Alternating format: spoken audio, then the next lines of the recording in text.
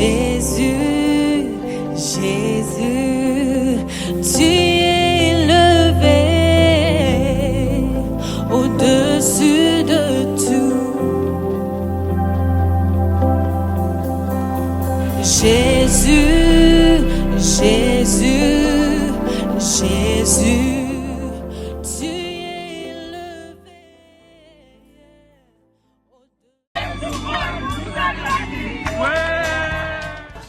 Alors, il y avait un pasteur, Dieu avait donné un thème. Dieu avait dit à ce pasteur-là, prêche ce thème. Alors, le pasteur est venu, il a prêché ce thème. Et notamment, c'était la repentance. Il a prêché un dimanche sur la repentance. L'autre dimanche, il est revenu, il dit encore, le thème de ce matin, c'est la repentance. L'autre dimanche encore, c'est la repentance. L'autre dimanche encore, donc il a prêché ça 4 fois. Donc, tout le mois. Et un frère s'est approché de lui et lui dit, mais pasteur, tu n'as plus d'inspiration ou quoi? Chaque dimanche, tu prêches le même thème, la repentance, la repentance. Cela veut dire quoi? Il dit, non, tant que je ne vois pas les fruits de la repentance, je ne vais pas changer d'idée.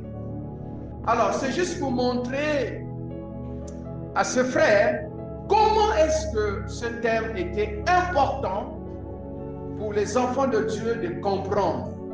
Comment est-ce que la repentance était importante pour toi et pour l'Église entière.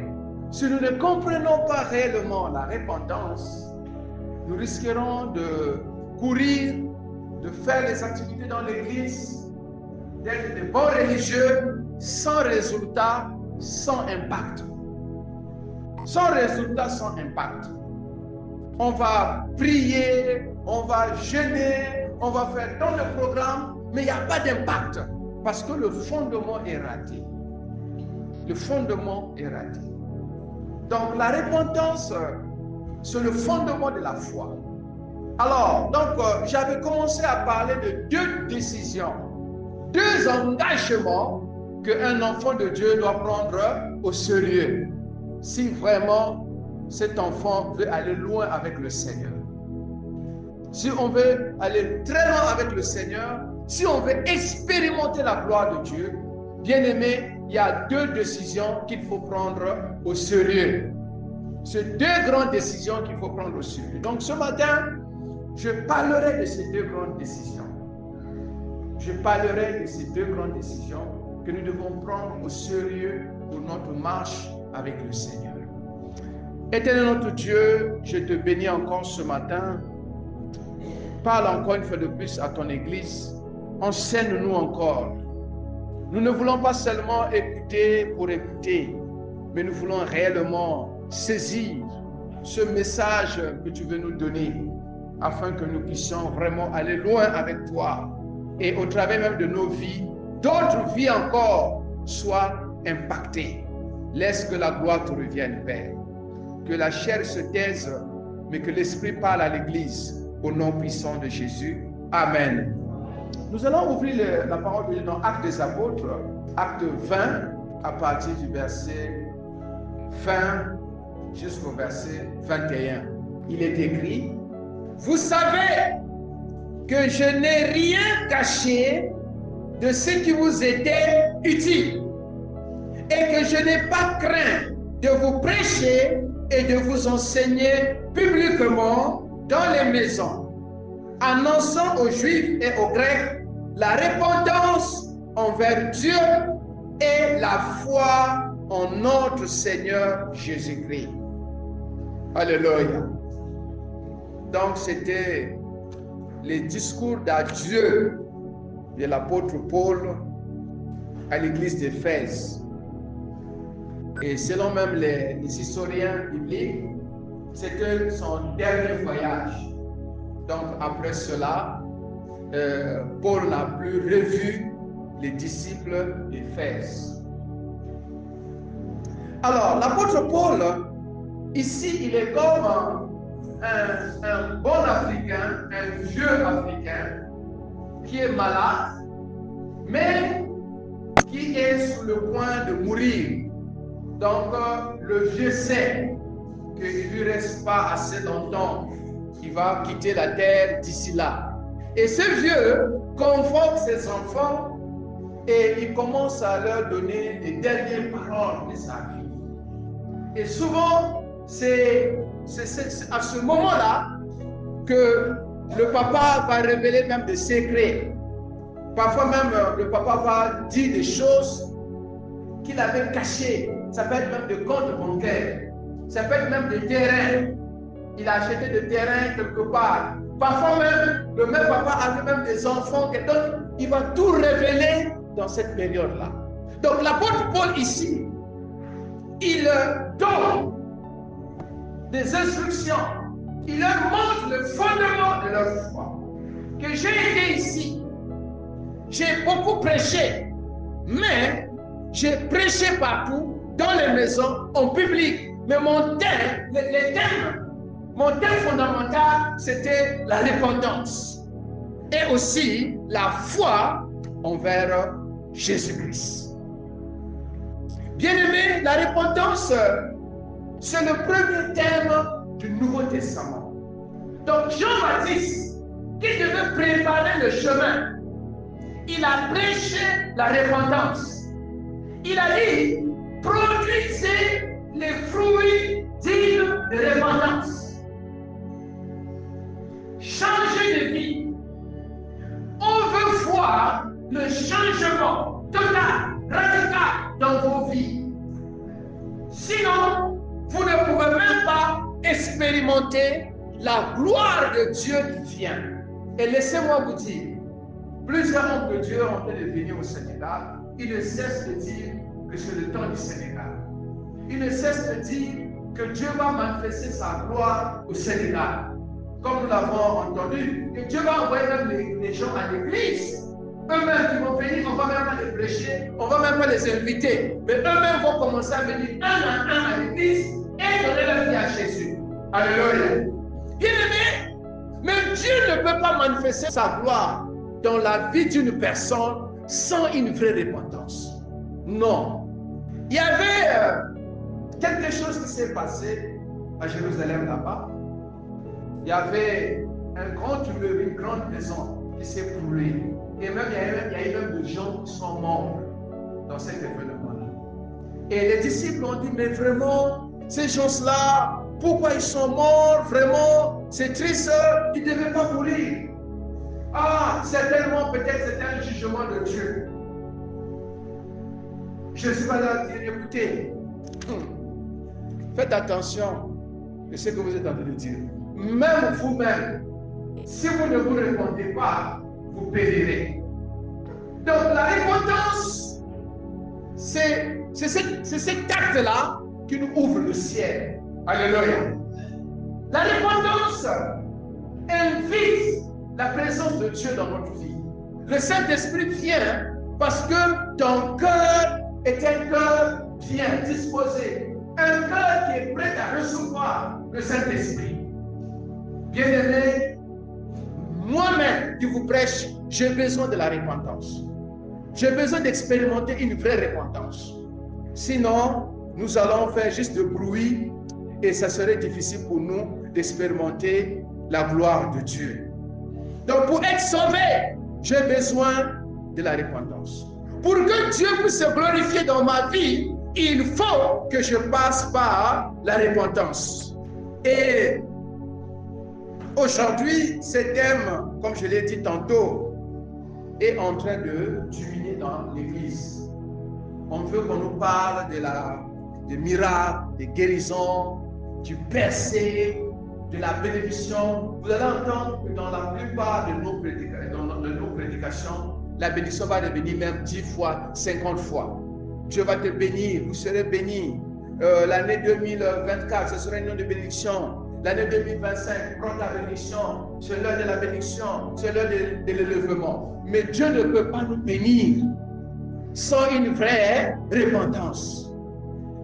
Dieu veut manifester sa gloire dans nos vies. Et quelqu'un dit Amen. Dieu veut manifester sa gloire, mais il faut une vraie repentance. Ce sont des choses que nous connaissons déjà. Parce que la repentance, c'est même le premier terme qu'on qu'on enseigne à quelqu'un qui vient d'accepter le Seigneur. Mais qu'est-ce que signifie la repentance? J'avais donné quelques définitions, mais la répétition est pédagogique. La repentance en grec, cela veut dire c'est un changement de mentalité pour le meilleur. Un changement de manière de penser. Je ne vois plus les choses selon moi, selon ma lecture. Mais maintenant, je vois les choses à la lumière de la parole. Alléluia. Donc, tout ce que je dois faire, je dois d'abord vérifier est-ce que cela s'accorde avec la parole de Dieu.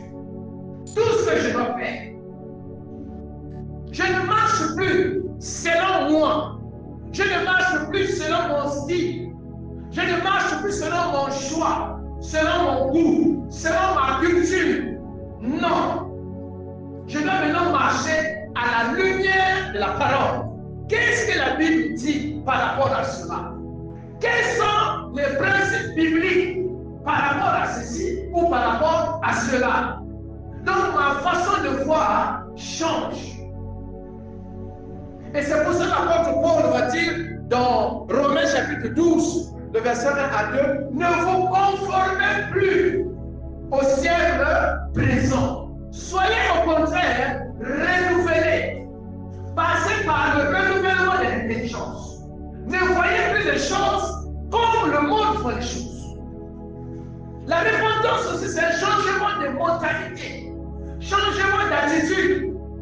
Il y a des gens parmi nous, nous avons donné notre vie à Jésus, nous avons cru en notre Seigneur Jésus, mais la mentalité n'a pas encore changé. Ici, ça n'a pas encore changé. Moi, si tu me dis ça, moi, si tu me fais ça, moi, il y a le moi qui est toujours là. Il y a le moi qui n'a pas encore disparu. Et c'est pour cela que vous allez voir dans l'église des gens qui sont là, fatigués, découragés. Parce qu'ici, ça n'a pas encore changé. La Bible dit que l'homme voit l'apparence, mais Dieu voit le cœur. L'état de ton cœur. Bien-aimé, la repentance, c'est prendre une décision ferme. Changer la façon de voir. Faire un demi-tour. Prendre une direction différente. Aller dans la voie opposée. Je suis en train de marcher, je vais au nord, mais je fais stop. Je me rends compte que le chemin que je suis en train de prendre pour aller à Saint-Louis, ce n'est pas le bon chemin. En fait, j'ai pris le chemin de Tamba. Au lieu d'aller vers le nord, je suis en train d'aller vers le sud. Et ce n'est pas le bon chemin. Je fais stop et je change maintenant de chemin, je change la direction. Bien-aimé, laissez-moi vous dire, si quelqu'un te dit de changer, tu risques de ne pas changer. Parce que tu vas te rendre compte qu'on est en train de te forcer de changer. Souvent, c'est ce que nous faisons. Moi, je ne veux pas qu'on me commande. Je ne suis pas un enfant. Je suis déjà grand. Je dois prendre des décisions personnelles. Laissez-moi faire. Mais la vraie repentance, si tu veux expérimenter la vraie repentance, il faut que de manière personnelle, que tu puisses reconnaître toi-même que je ne suis pas sur une bonne voie. Je dois décider d'arrêter. Je dois arrêter. Et je dois prendre une nouvelle direction. Qu'est-ce que tu es en train de faire que tu connais que ce n'est pas bon? Tant que tu ne reconnais pas cela comme une mauvaise chose, tu ne peux pas te repentir. C'est pour cela que vous allez voir des gens qui sont dans l'église qui n'arrivent pas à produire les fruits de la repentance à cause de la justification. Ils se justifient. Tu es sur une mauvaise voie, mais bon, tu dis oui, bon, malgré que je suis sur une mauvaise voie, Dieu lui-même connaît, Dieu ne connaît pas. Dieu va comprendre, Dieu ne va pas comprendre. C'est à moi de comprendre. Bien-aimé, je suis en train de parler des choses que nous connaissons déjà. Si vous ne vous repentez pas, vous périrez. Il faut s'arrêter à un certain moment. Nous avons besoin de nous repentir. si nous sommes sur une mauvaise voie, quel que soit notre titre. Je dis bien, quel que soit notre titre. Il y a un exercice, parfois que j'essaie de le faire. Je veux aussi te conseiller de le faire. C'est le soir, essaie de revoir ta journée. Fais-toi un petit résumé de ta journée. Seigneur, aujourd'hui, qu'est-ce que j'ai fait? Bon, le matin, je me suis levé, j'ai fait ceci, je suis allé à l'hôpital, j'ai fait ça, j'ai fait ceci, j'ai fait cela. Et bon, dans ce que j'ai fait la journée, qu'est-ce que je peux voir qui n'était pas bon? Qu'est-ce que je peux moi-même conclure, déduire que ceci n'était pas une bonne chose dans cette journée-là? Alors, si je revois quelque chose dans ma vie, moi-même, je commence à me repenser. Et Dieu, pardonne-moi. Ce que j'ai envie, je veux vraiment marcher vraiment dans la lumière, dans la vérité. Je veux plaire à mon Dieu. La repentance a des fruits. Celui qui s'est réellement repenti, on verra les fruits dans sa vie. Il faut qu'il ait les fruits de la repentance. C'est pour cela que les soldats qui sont venus vous dire, bon, pour nous qui sommes des militaires, qu'est-ce qu'on va faire à partir d'aujourd'hui là? Demandez ce que l'État demande, ce que l'État demande. N'ajoutez rien. Et moi, voilà. Et moi qui suis un homme marié, tu es un homme marié, voici comment tu vas te comporter devant ta femme. Ah, mais moi qui suis une femme mariée, voici comment il faut se comporter. Et moi qui suis célibataire, voici comment tu dois marcher. Et les fruits là sont visibles. Alléluia. Tu peux te cacher devant les hommes, mais tu ne pourras jamais te cacher devant Dieu et tu ne pourras jamais maudire ta propre conscience. Alléluia. C'est important, bien-aimé. Donc, personne ne m'interpelle. Tant que moi-même, je ne vois pas le mal, je peux continuer à marcher sur mon chemin, pensant que je suis sur la bonne voie. Pensant que je suis sur la bonne voie. Mais bien aimé, c'est le temps que nous puissions expérimenter la vraie repentance. La vraie repentance, c'est refuser désormais de vivre dans le mal, dans le désordre et dans le péché. Selon Luc 14, 26. C'est renoncer. C'est un renoncement radical. Désormais, je refuse personnellement. Je refuse de continuer dans le péché. Désormais, je ne peux pas parler des choses. Hey, j'ai entendu mon frère, et tel a dit, et tel a fait, c'est mauvais. Non, je ne veux plus marcher sur ça. Je n'ai pas besoin qu'on me prêche. Je dois me prêcher moi-même. Plusieurs fois, je dis, aimer ce que tu as fait, ce n'est pas bon. Réponds-toi. Le Saint-Esprit qui est en moi va me parler.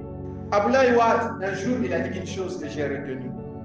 Il dit, l'erreur est humaine. L'erreur est humaine. Ça, tout le monde le sait. Mais demeurer dans l'erreur est diabolique. Un chrétien peut pécher. Cela peut arriver que tu pêches. Moi, cela m'arrive que je pêche. Mais un chrétien ne peut pas demeurer dans le péché. Un chrétien ne peut pas continuer dans le péché. Non. Non, il doit faire stop. Bien-aimé, qu'est-ce que je suis en train de faire qui ne glorifie pas le Seigneur? La vraie repentance, c'est rétablir les relations brisées. Beaucoup de gens sont dans l'église ici, là. Même à la maison, là-bas chez vous, il y a des gens que vous ne parlez même pas avec eux. Vous ne parlez pas avec certaines personnes.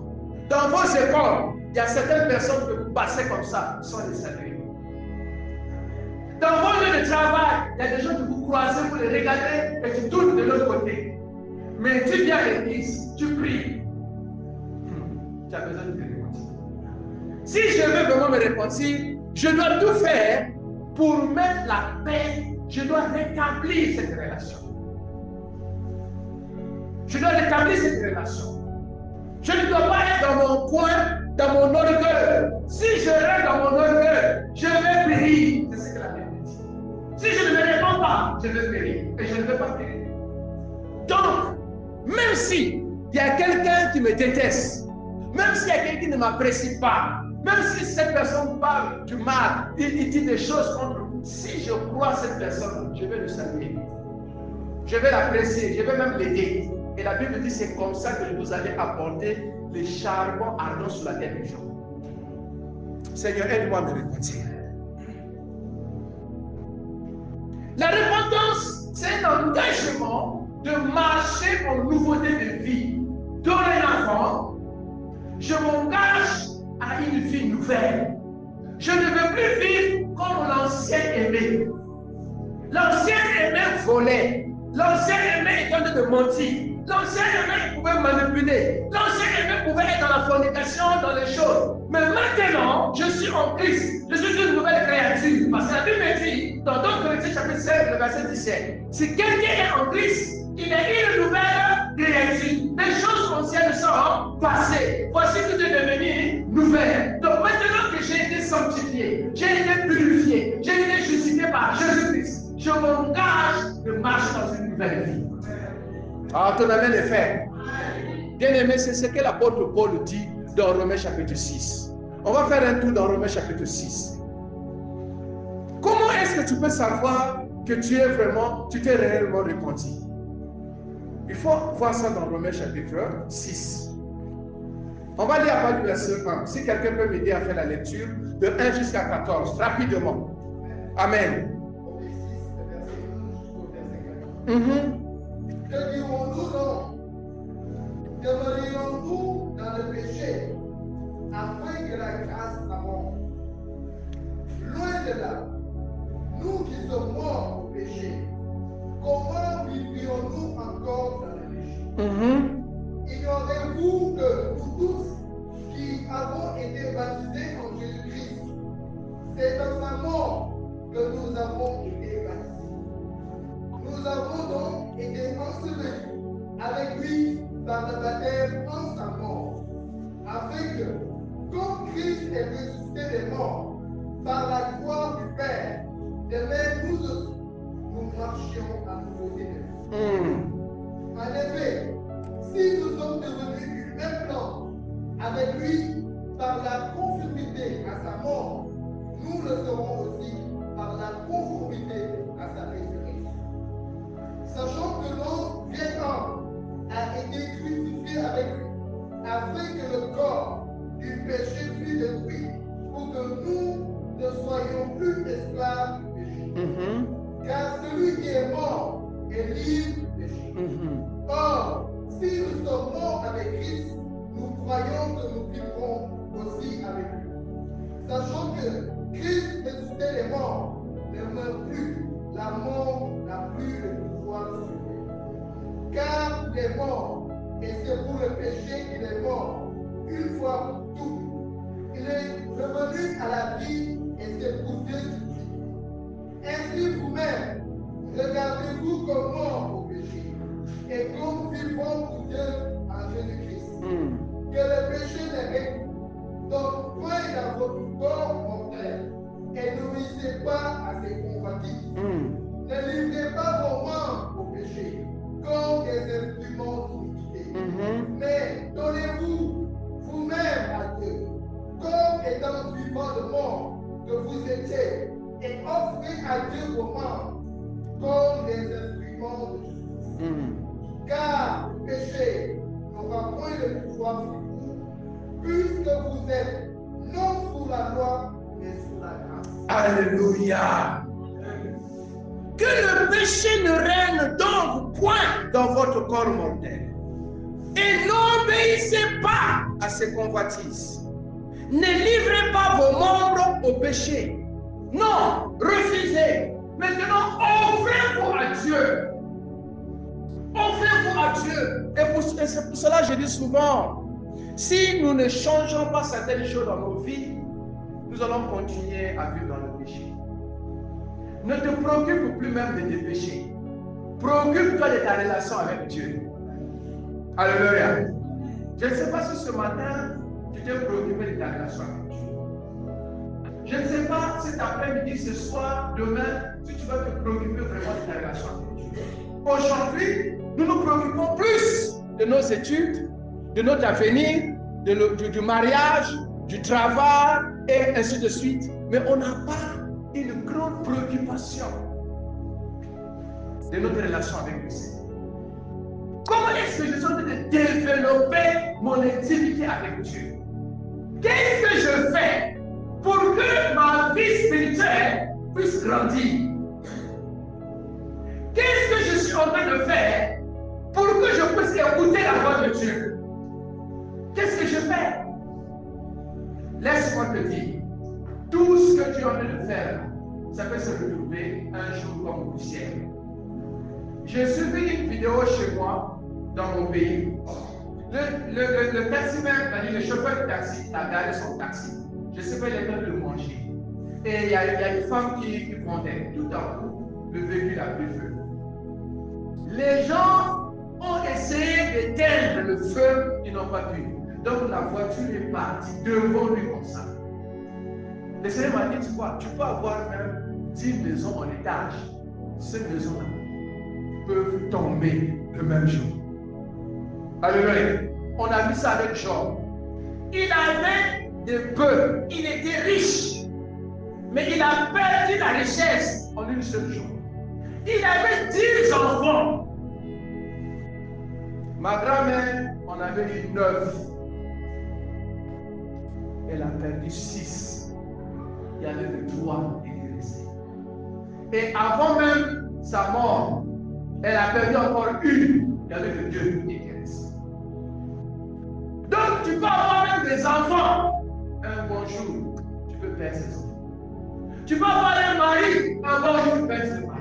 Tu peux avoir une femme. Tu peux avoir des millions. C'est pour cela, notre foi ne doit pas se baser sur ces choses.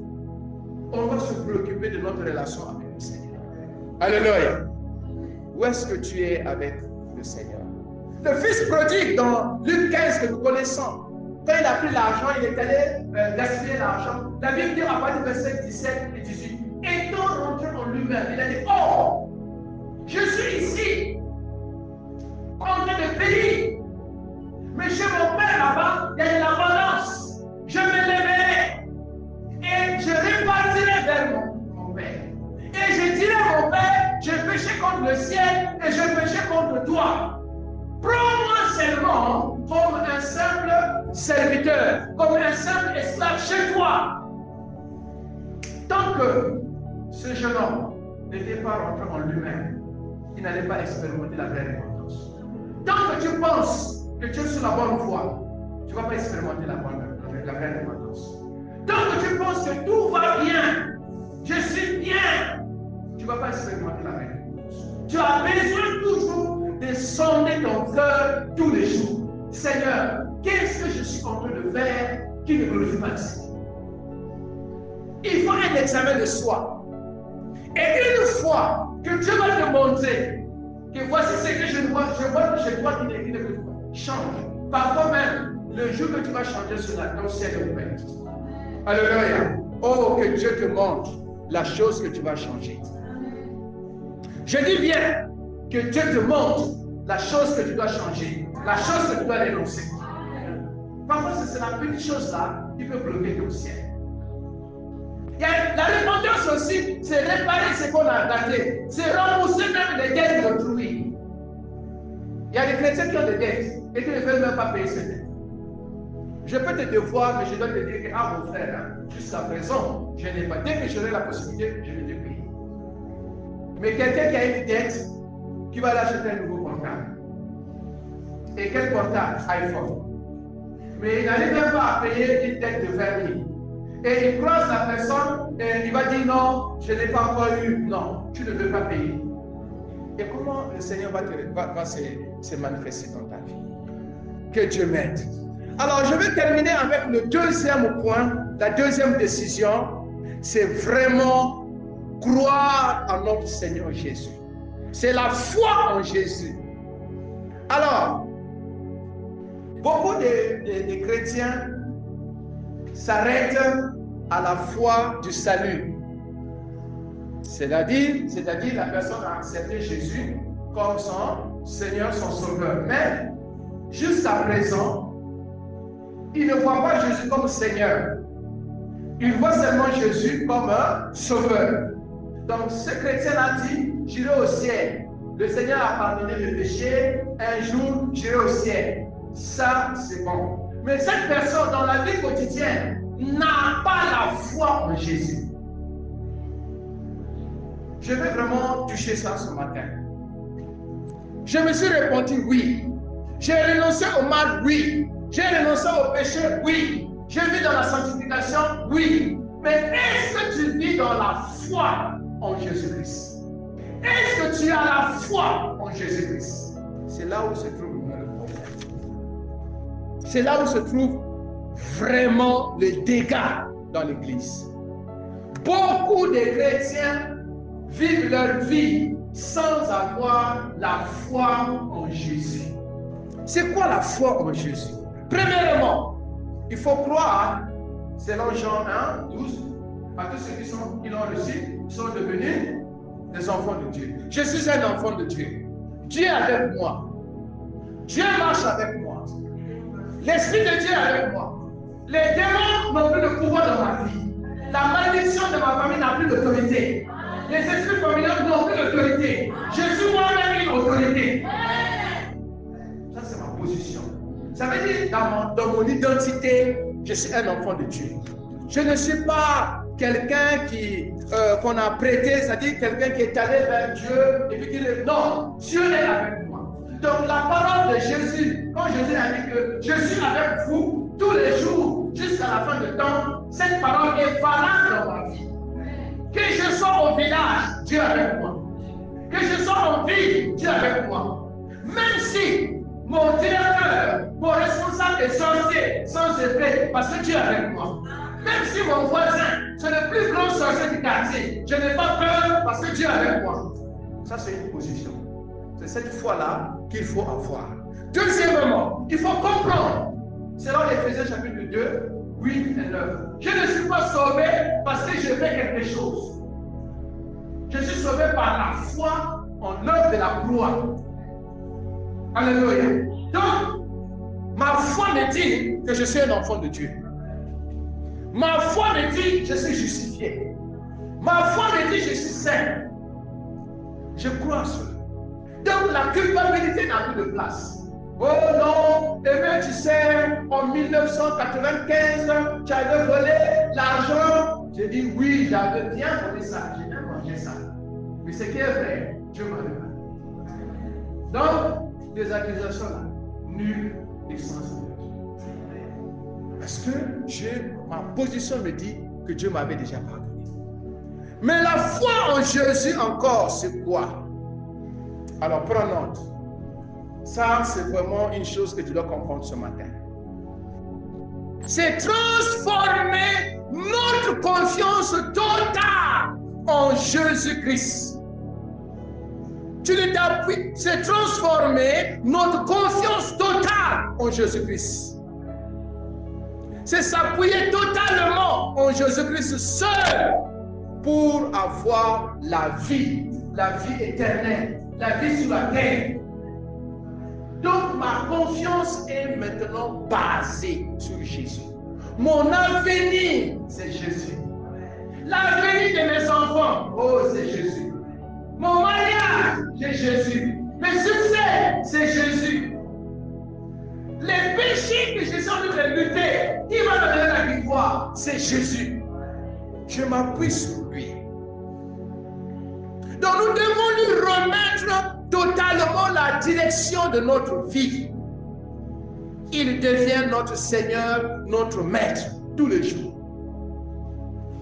Il n'est pas seulement mon Sauveur, mais il est aussi mon Seigneur. Il est au contrôle de toutes choses.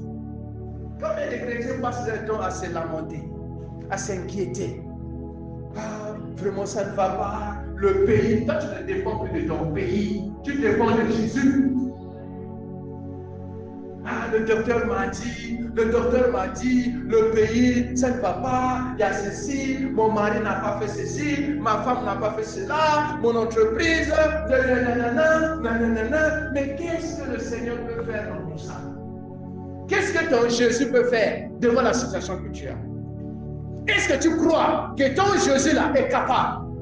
Oh Seigneur, aide-nous à comprendre cela. Nous acceptons Christ en l'invitant personnellement dans nos vies, selon Apocalypse 3, 20. Mais la foi en lui, c'est laisser diriger par lui. C'est laisser conduire par ses paroles, pas par nos émotions. C'est pour cela que Paul va dire un jour, nous ne marchons pas selon la vue, mais nous marchons par la foi. Oh, vous allez dire Amen. Donc même si c'est autour de moi, ça ne va pas, mais j'ai la foi que mon Seigneur va faire quelque chose ici. Les médecins t'ont dit que tu ne pourras pas enfanter, mais mon Dieu est capable. Mon Dieu est capable. Je vous ai déjà donné ce témoignage. Peut-être si ce n'est pas ici, mais j'ai donné ça plusieurs fois. Une dame, la femme d'un pasteur, on a enlevé l'utérus en Afrique du Sud. Donc c'est fini. Cette dame, scientifiquement parlant, ne peut pas tomber enceinte. C'est fini. Il n'y a plus rien à faire. Et son mari aussi, bon, il a accepté ça. Un jour, pendant qu'il priait, Dieu lui a dit, est-ce que moi je suis incapable de faire repousser encore l'utérus dans le ventre de ta femme? Il dit quoi? Il dit oui. Si tu crois, tu verras là. Gloire à Dieu. Est-ce que moi je suis incapable? Il a dit non. Seigneur, tu peux le faire. Il dit oui. J'ai déjà remis un nouveau utérus dans le cœur, dans le ventre de ta femme. Dis à ta femme d'aller faire le courage. La femme va partir à l'hôpital. Le médecin, son gynécologue, va dire, qu'est-ce que tu veux chercher? Parce que toi et moi, là, on a déjà fini. Il n'y a plus rien à faire. Il dit non, c'est mon mari. Mon mari m'a dit que Dieu a fait repousser encore l'utérus dans mon ventre. Oh! Le médecin commence à dire, oh, le pasteur là, c'est vraiment du fou. Franck, viens, il appelle votre médecin. Viens écouter ce que cette dame avait dit. Que son mari a dit que Dieu a fait repousser encore l'utérus dans son ventre. Et ça ne se fait pas.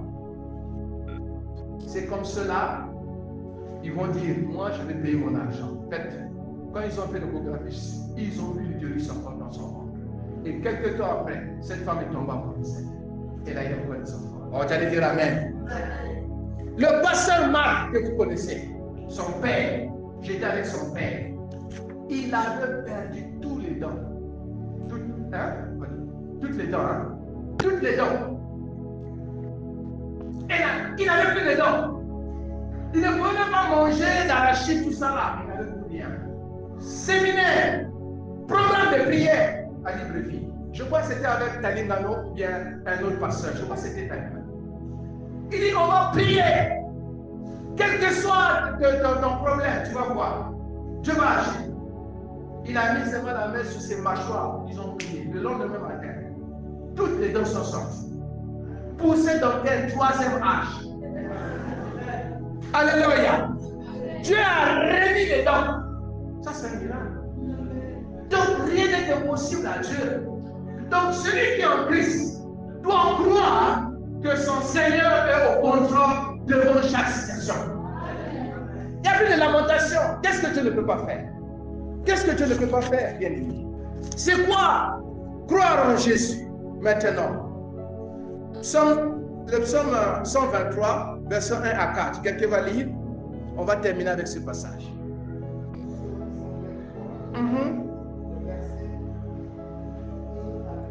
Oui. Cantique et décret. Je lève mes yeux vers toi, qui sièges dans les cieux. Voici, comme les yeux des serviteurs sont fixés sur la main de leur mère, et les yeux de la servante sur la main de sa maîtresse, ainsi nos yeux se tournent vers l'Éternel, notre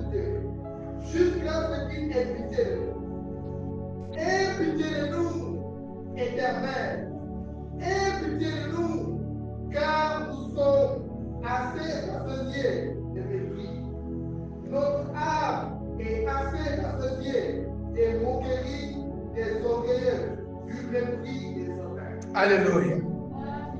Donc la foi en Jésus-Christ, c'est croire pour tout ce qui peut être comme épreuve dans ta vie, croire que Dieu peut faire quelque chose.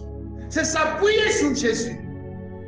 C'est la confiance totale en Dieu dans le contentement. Tu sais que Dieu va faire. Je dis à quelqu'un, tu ne manquerais de rien. Amen. Notre Seigneur Jésus nous a demandé par la prière de porter nos regards vers Dieu, notre Père qui est dans le ciel. Donne-nous notre pain quotidien. Fixe tes yeux vers le Seigneur. Le pain quotidien, ce n'est pas seulement le gnam-gnam, ce n'est pas seulement le manger, mais c'est tous les besoins. Est-ce que tu crois que ton Dieu pourvoira? Ne cherche pas à comprendre comment Dieu va le faire. Ce que Dieu a besoin, c'est la foi. C'est pour cela, l'aveugle, et même dans Marc, même la femme qui coulait le sang, quand ils ont touché la vie de Jésus, c'est Jésus qui a dit, ta foi t'a sauvé. Tu as eu confiance en moi. Tu savais que moi je peux faire quelque chose. Donc la foi en Jésus, ce n'est pas seulement croire que bon, un jour j'irai au ciel, mais les problèmes que j'ai sur la terre, moi-même je m'en occupe. Non. C'est croire devant chaque défi, Dieu peut faire quelque chose.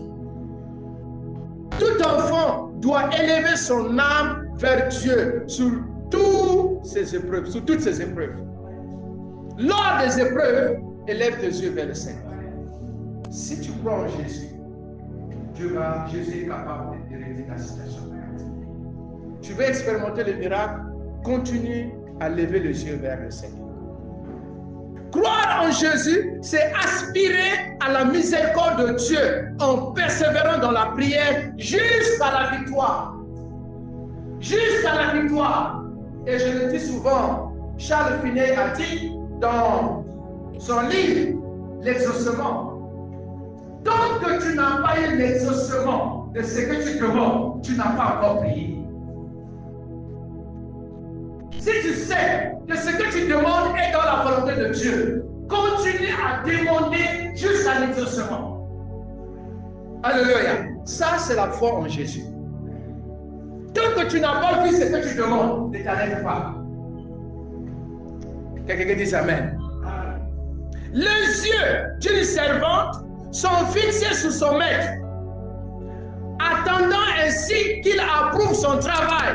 Elle sait que tout vient de lui. Tout vient de Dieu.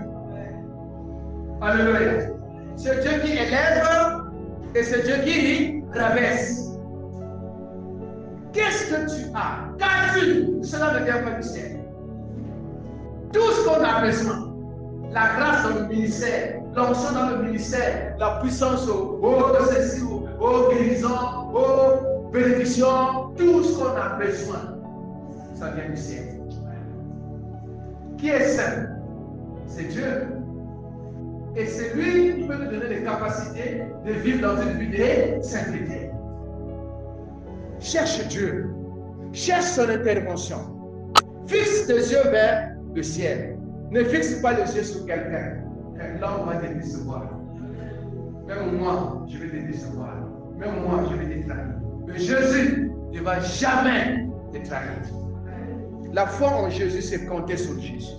Croire en Jésus, c'est s'attendre à Dieu pour tous nos besoins et pour notre pain quotidien. Croire en Jésus, c'est compter sur son aide, sa protection, son intervention devant tous les défis. Compte sur l'aide de Dieu. C'est Dieu qui va t'aider. Oh, ton amen, je n'en ai pas entendu. C'est Dieu qui va t'aider. L'aide de Dieu est déjà là. Alléluia. On compte sur son aide. Est-ce que je parle à quelqu'un? Pour tes projets, compte sur son aide. Pour tes enfants, compte sur son aide. Pour tes études, compte sur son aide. Tout ce que tu veux faire, compte sur l'aide de Dieu. Les pécheurs qui ont accepté Jésus devraient faire mourir leur iniquité pour se tourner chaque jour vers celui qui peut délivrer. Je crois à la délivrance. Hein? Je crois que les hommes de Dieu peuvent prier pour nous pour avoir la délivrance. Mais je plus la foi en la délivrance que Jésus nous donne. Alléluia. Quand vous me voyez comme cela, quand je suis confus, quand j'ai des problèmes, je vais toujours vers papa. Papa, aide-moi devant cette situation. J'ai besoin de toi. J'ai besoin de ton intervention. J'ai besoin de ta délivrance. J'ai besoin que tu interviennes. Sinon, je vais périr. C'est ce temps-là que tu dois avoir. Bien-aimé, croire en Jésus, c'est s'humilier devant la toute-puissante main de Dieu. Seul qui puisse nous donner satisfaction.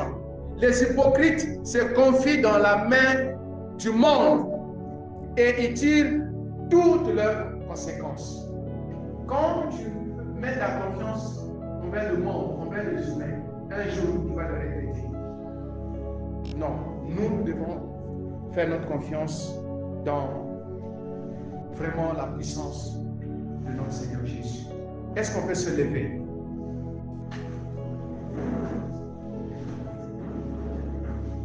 Le véritable chrétien qui a donné sa vie à Jésus fixe ses yeux vers le Maître, qui est l'auteur de toute dispensation.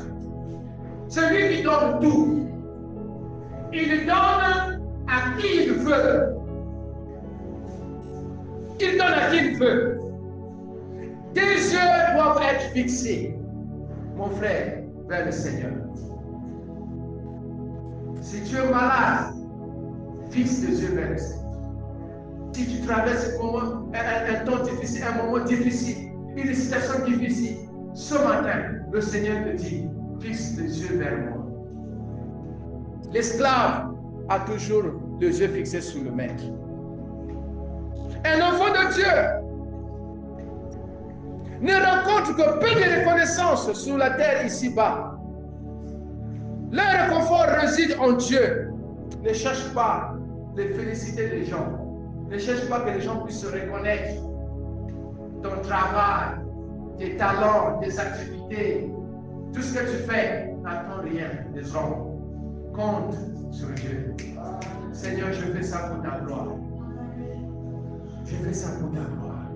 Beaucoup de gens sont frustrés parce qu'ils attendent la reconnaissance des hommes. Ils attendent la reconnaissance des hommes. Ils attendent que les hommes fassent quelque chose dans leur vie. Non, commence à regarder le Seigneur. J'ai expérimenté ça. J'avais tellement la foi, la mission. Je croyais que la mission pouvait m'aider dans beaucoup de choses. Un jour, le Seigneur m'a dit, tu es malheureux et je vais te montrer que la mission ne peut rien faire. Et j'ai commencé à fixer mes yeux vers le Seigneur. Et Dieu lui-même, il commence à toucher les gens. Il peut toucher la mission, il pouvait toucher qui il veut pour glorifier son nom. Commence à compter sur Dieu. Croire en Jésus, c'est regarder en Jésus. Quand nous sommes dans les épreuves, par la foi et dans la prière, nous pouvons compter sur la bienveillance de Dieu. Ce n'est que par la foi et par la prière. Seigneur, je compte sur toi. Ce matin, Dieu nous demande deux choses. Une décision radicale des choses qui ne lui glorifient pas. Et une foi totale en lui. Compte sur lui. Regarde ton maître. Il est là. Il est le Dieu des cas impossibles. Il est celui qui peut sauver celui qui est dans la détresse. Compte sur son soutien.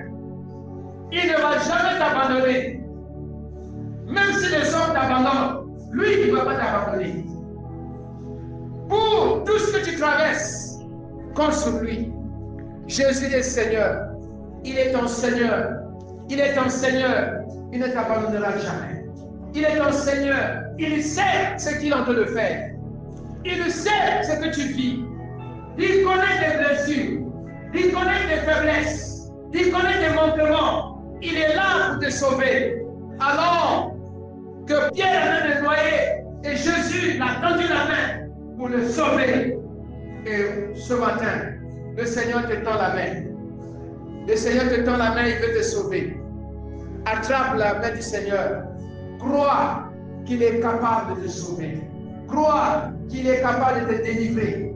Crois qu'il est capable de te libérer. Crois qu'il est capable de te guérir.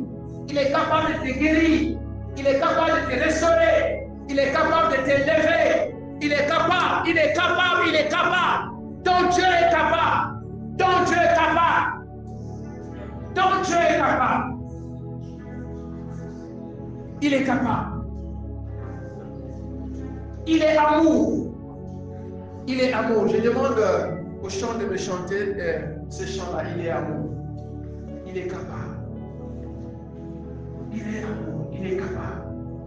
Il peut le faire. Il est amour. Il veut te sauver. Il veut te délivrer. Il est capable. Alléluia. Alléluia. Oui. Oui, peut-être que tu tournes autour, il n'y a personne pour te sauver. Tu n'as pas un oncle. Tu n'as pas un grand frère, une grande soeur. Tu n'as personne. Mais ton Dieu est capable. Ton Dieu est capable. Parce qu'il est amour. Alléluia. Alléluia.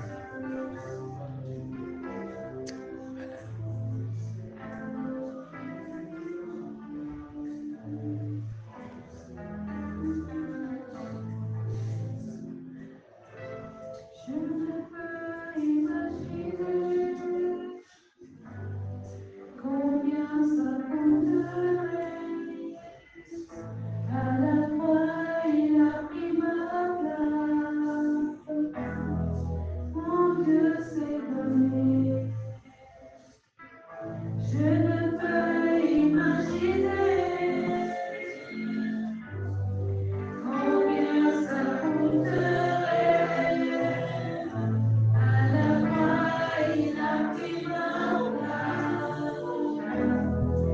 Mon Dieu s'est donné. Il a pris ma place. Il a pris ma place. Il a pris ma place. Il a pris ma place. Il est fidèle.